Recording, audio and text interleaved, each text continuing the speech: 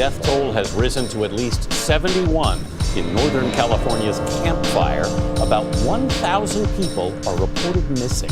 That blaze, the worst in California's history, is now 50% contained after consuming more than 145,000 acres. Just outside of Los Angeles, the Woolsey fire is 78% contained after burning 98,000 acres. Now communities are faced with a new and very dangerous threat.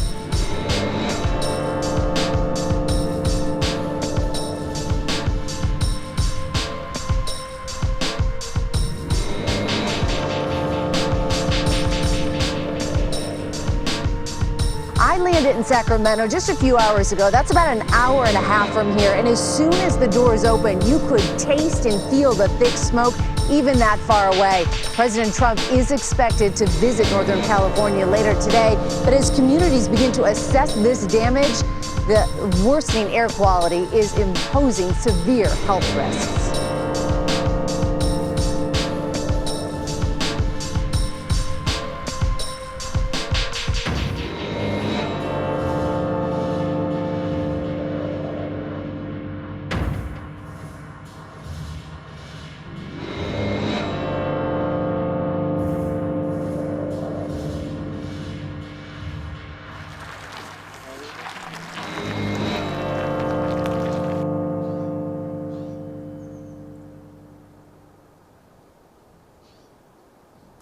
We had a engine crew discover a body, which turned out to be a human body, here at this address.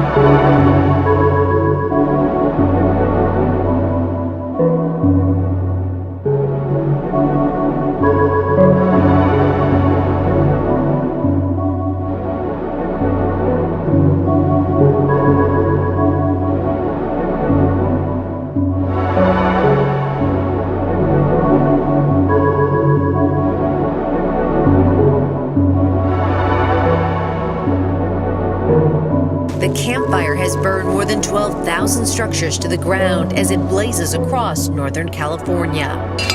And the death toll is rising as authorities rush to sift through the debris. An additional 8 human remains were recovered during our search efforts today.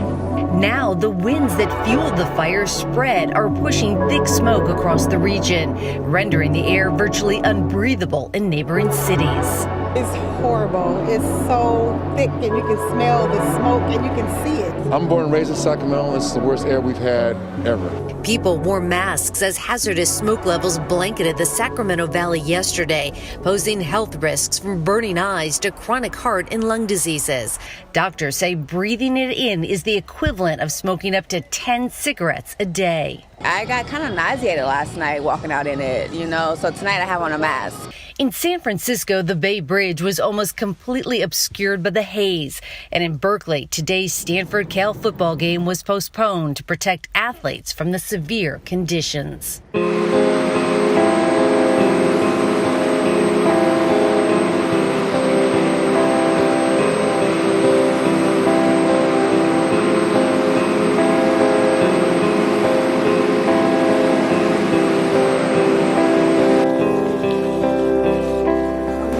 What's happened here, nobody would have ever thought this could have happened.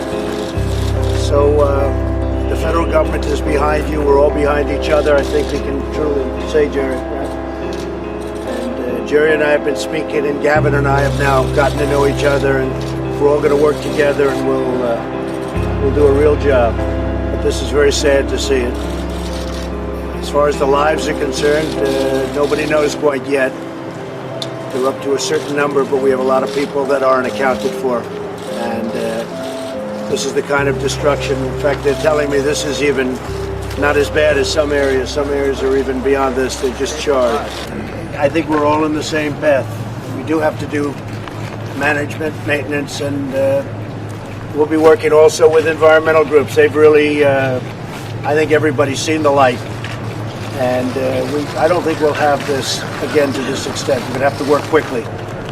But a lot of people are very much, there's been a lot of study going on over the last little while. And I will say, I think you're going to have, hopefully this is going to be the last of these, because this was a really, really bad one.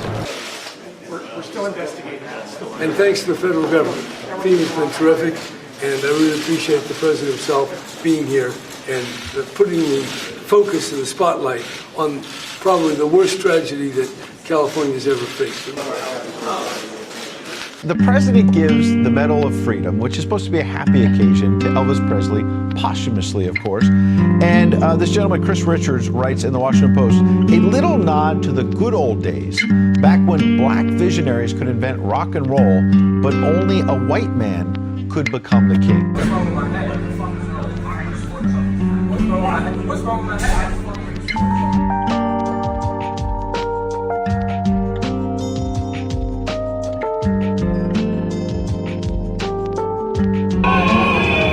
Over 200,000 protesters have blocked roads and motorways across France, causing many accidents and one death.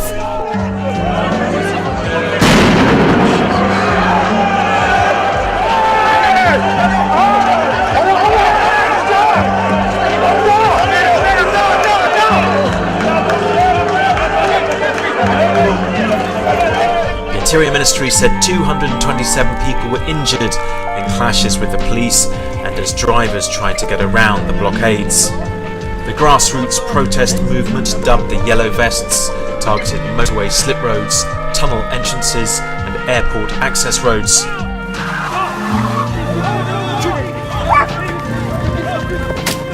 38 people were taken into custody. The protesters were angry at higher fuel taxes and President Emmanuel Macron's economic policies, which they say have made them poorer.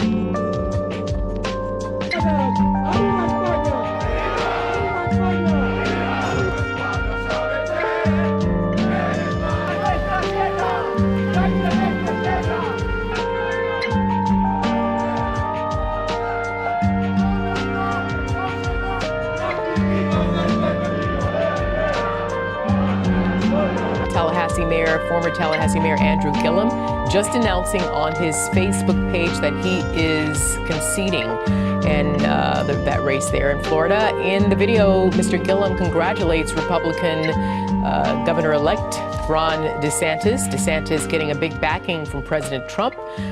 The race did go to a machine recount, but in the end, it looks like Mr. Gillum is stepping down and concedes the Florida governor's race there in the Sunshine State.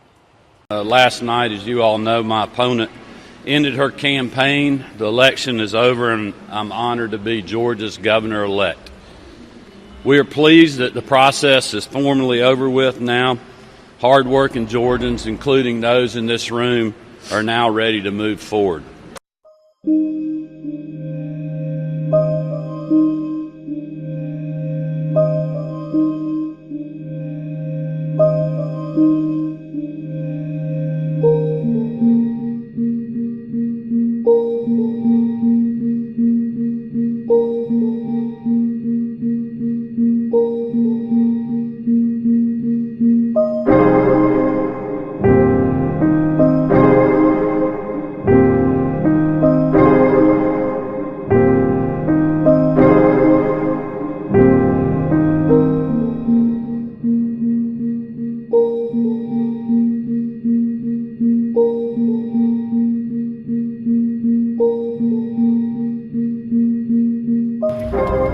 red tide bloom persists off of Florida's west coast.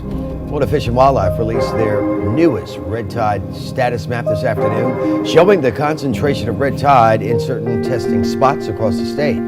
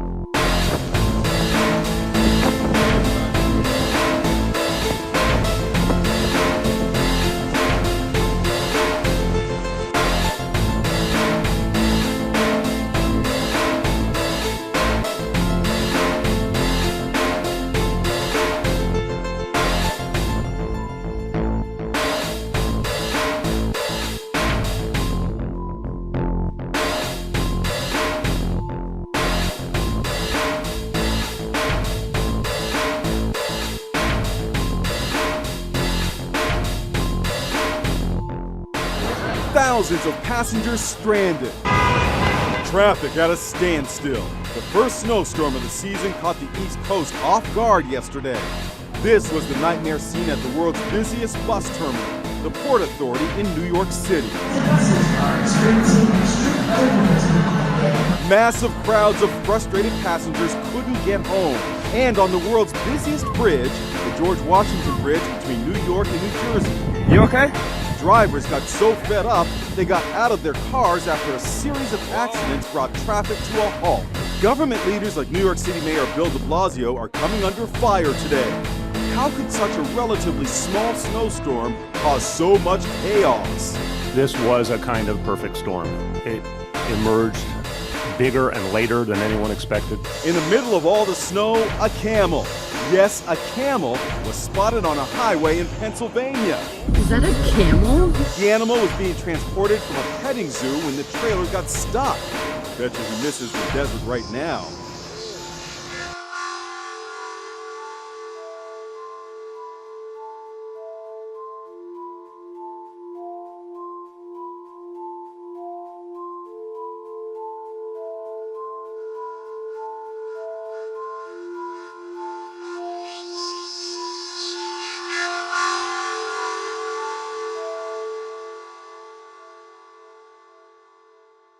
With each day, more migrants make it to Mexico's side of the border. Some have camped out in the shadow of the border fence. Sí, pues mejor que legal que ilegal. This migrant says she won't cross illegally. Instead, she'll seek asylum at an official port of entry. She's part of a group of LGBT migrants who were among the early arrivals. Many say they were persecuted in their home countries because of their sexual orientation or gender identity. Earlier on the journey in southern Mexico, we met this transgender woman who asked us to conceal her identity. She claims she was targeted in Honduras by gang members, and last year more than a dozen armed men broke into her house and attacked her.